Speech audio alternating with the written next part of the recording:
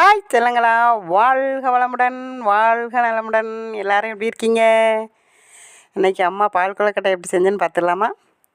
ஒரு பவுலில் உப்பு, மிதமான வெந்நீர், கொஞ்சம் நெய், அரிசி மாவு எல்லாம் சேர்த்து நல்லா பிசைஞ்சிட்டு நமக்கு பிடிச்ச டிசைனில் கொழுக்கட்டை உருட்டி நல்லா கொதிக்கிற வெந்நீரில் கொழுக்கட்டை போட்டு அது நல்லா வெந்ததும் வெல்லம் சேர்த்து அது ஒரு கொதி வந்ததும் அடுப்பை ஆஃப் பண்ணிவிட்டு கொஞ்சம் ஏலக்காய், கொஞ்சம் தேங்காய் துருவல், பால் எல்லாத்தையும் சேர்த்து கலக்கிட்டு மூடி ஒரு 10 நிமிஷம் வச்சுட்டு அதுக்கப்புறம் சாப்பிட்டு பார்த்தா அடடா அருமையாக இருக்கும்.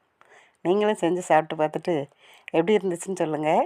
அம்மாவோட சேனல் பிடிச்சிருந்தா லைக் பண்ணுங்கள், ஷேர் பண்ணுங்கள், கமெண்ட் பண்ணுங்கள், மறக்காமல் சப்ஸ்கிரைப் பண்ணுங்கள். நன்றி.